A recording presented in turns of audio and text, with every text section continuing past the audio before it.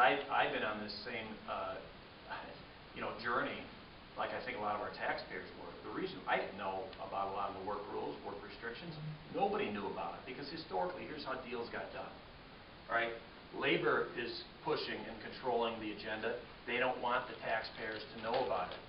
The first mistake I made as mayor was agreeing, this was in 2005, to go on the first series of negotiations with all of our unions, agreeing to a non-disclosure negotiation rule. In other words, you do work rules, you say what goes on in the negotiating room, everybody essentially agreed to a gag order during the course of negotiations, so we wouldn't talk about it outside the community. And you know what happened? I was getting my tail knocked in.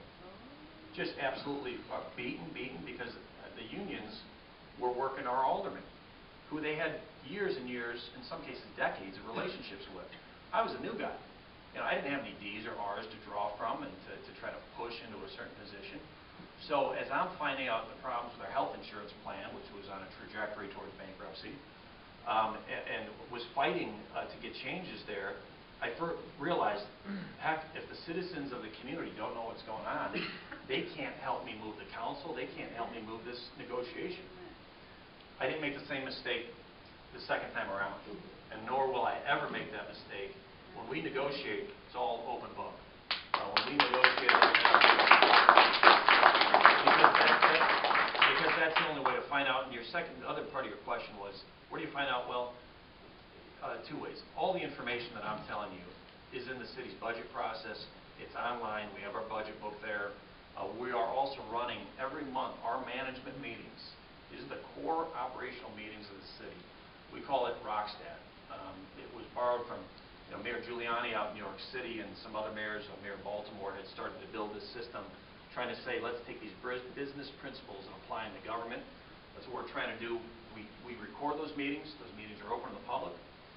We're using Heartland Church has been kind enough to loan us some space to use right now. They've got great audiovisual equipment, so they're actually free of charge to the taxpayers, taping those meetings, digitizing those meetings, and you can now go to the city website and watch those meetings. Or you can watch them on cable. The thing is, though, is that when I hear a question like that, I say, I wish I knew this stuff, but if and I know that you're just doing it because this is what you do, but... And I got a two-part answer. Number one, I'll do whatever I can if there's ideas or suggestions to help our people get connected in. Here's the real problem. This stuff takes a lot of work. And I'm telling you, I didn't know about it, a lot of this stuff and these issues, until I got elected and I was in the hot seat and I started having to deal with it every day. The fact of the matter is we're on this path of more information getting out. But if our citizens aren't educated, let me tell you, the union leadership is certainly educated on those contracts. Now, it's in their best interest, it's their day job, but I would submit to you it's in everybody's best interest. Because they, especially the folks that live in this community, have to have a seat at the table. I will do everything I can to get the information out there, to provide support, to translate that information. But it's going to be a lot of the work that we have to do. We have to work with volunteers. Because I'm not hiring new staff in the mayor's office, not in the foreseeable future, because of the budget problems we have. On the other hand, we have a lot of, it doesn't have to be everybody in this room. It could be, you say, one representative. Once a month, you're going to change off, and somebody's going to go to our Rockstad meetings. And they're going to have some questions that they can submit in advance. So I make sure we're covering some of those operational concerns. Our negotiation process right now, you could have somebody, one person, every Monday night sit in. We talk about these issues at our finance and personnel meetings on a very regular basis. You might have one person from the group says, you know what, we're going to trade off. We got a little subcommittee. We're going to give a report back to the full group when you guys meet as a full group on what happened and what's on the current status. I'll give you my pledge. I'll sit down. I know our legal director will sit down and do briefings as best we can to translate the information. Because if you're coming into it cold turkey and you don't have somebody to help you understand it, it's a pretty overwhelming task. Next question. I'm a believer in concealed carry for Illinois. All right.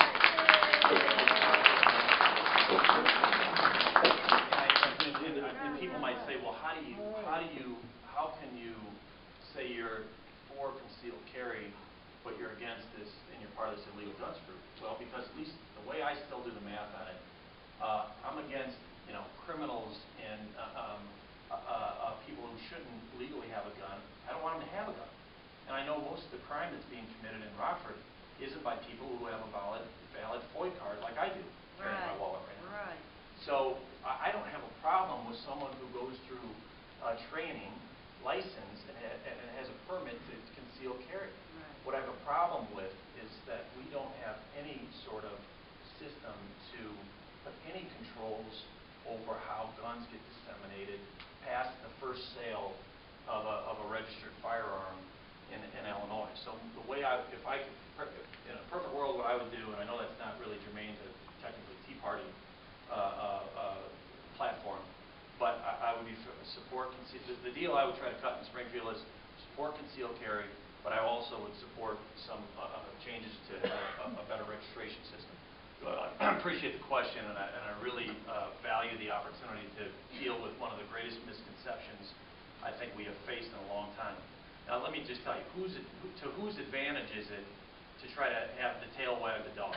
In other words, the unions love it when they see the city council bickering over our HR director's salary. Why do they love it? Because it takes the focus, away from them. We have next year, our budget proposal will be down to 4 employees in HR plus a director. That's a total of 5 employees for the entire department managing a $22 million insurance fund, managing all of the hiring and firing. By the way, I think you may have it on the topic tonight. HR is kind of important. We're learning that, and the sheriff's learning that over the last couple of weeks, right? They haven't talked about in the newspaper, but do you remember back 2007, 2008 time frame when I was getting my tail kicked in every single day in the newspaper by the fire union, 276 to 6? Who's heard that? Why do you think that was happening? If you talk to the guys back then, it wasn't so much about how much we were paying them, because they'll say they batted heads with prior administrations over salaries and wages and health care benefits. It was about the discipline. The tail has wagged the dog in this organization for a long time. I found that out the same way you're hearing things tonight you hadn't heard before. What I found out is that there was the public image of the city, and then there was what was actually happening behind closed doors. In the police department, we took our beating back then to make changes. The chief took a heck of a beating publicly. The union was upset with him because we were disciplining officers. The pornography problem that we had, several officers involved with it. Believe me, it wasn't my goal of having that aired in the public, but we had to fight for getting back control over the organization. Now, why is it critical to have an HR director making a competitive salary? Because if you don't, it ends up being a big joke. When the guys in the union, rank and file officers, not managers, not the exempt position, when they're making more money than the boss, believe me, I've been over there. I've seen the culture change when we try to do it the other way. Now, I'm not going to be a martyr for the rest of my life. I got a wife, I got a family, I got kids. I'm not going to stay in this job for the rest of my life. I can't afford to do it. I'm going to try to turn this city around, but I just as soon make the position a mayor part-time position, get it, and maybe we can one day when we get this thing back on track. But what we can't have happen is, have this illusion that I'm going to be a full-time paid CEO and make less than all the sergeants in the police department. Some other mayor may do that. I'm not going to do it. I'm going to lead the way the organization needs to be led. We need to have a qualified HR director. This myth that somehow let me just tell you the practical nature of it. We can eliminate the entire mayor's office payroll, the entire payroll for HR, the entire payroll for the legal department, and we don't put a dent in the $5.5 million budget deficit next year, but we'll spend all of our time jacking around on that at the city council, and who goes without being touched? The fire union and the police union, where all the real problem of waste is. And if it was something different than that, I would tell you that we're not wasting money in management. We have an ultra lean management team at the city of Rockford. Are we willing to take our cuts? Absolutely. I'll take my cuts. I'll take a 5% cut in pay. But when we have council members, this was another big, almost a comedy, when our council, when we thought we had an agreed resolution saying, we'll all take a 5% cut in pay for 2011. We want the unions to do the same. It's part of the overall negotiation in the field. And the last minute, on the council floor, some of the folks decide in the council, who are part-time employees, making $13 grand a year, lawyer, said, well, I'll take a 5% cut, and they want me to do the same. Well, I'm willing to take a 5% cut, but I've also spent a career as a lawyer negotiating deals. And I know I'm not going to bid against myself and have the union guys laughing all the way to the bank.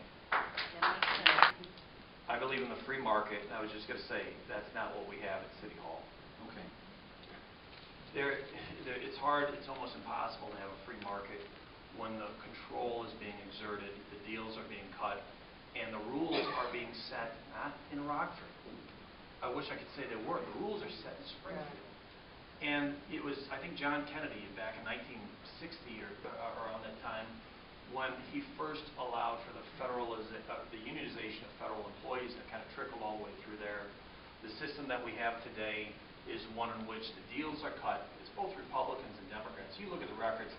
I don't care what anybody's saying on the TV commercials. Go look who voted for pension bills and sweeteners. Now, they could say, hey, we didn't know how big of a problem it is. Fine. Just say it was a mistake, and we're correcting it. But if you truly had a free market and let that set the salaries, I can tell you where we're losing good employees. It's when they see that there is an artificial ceiling on a public works engineer. By the way, my philosophy on this is because of all these other factors, we won't have to worry about most of it because we're going to outsource most of the management. Both management and operations, even when it comes to something like I mentioned. And maybe we should outsource some of our fire suppression to the fire protection districts around Rockford. Why? Because they're a hell of a lot cheaper. And if right now Springfield doesn't allow us to do that. We need to change. But if they do, what we would have is something closer to a free market. If all these different governments had a chance to compete and their groups within for the service, we'd have something closer to free market, which is ultimately what I'd like to see. And I'm open to ideas about how to get there.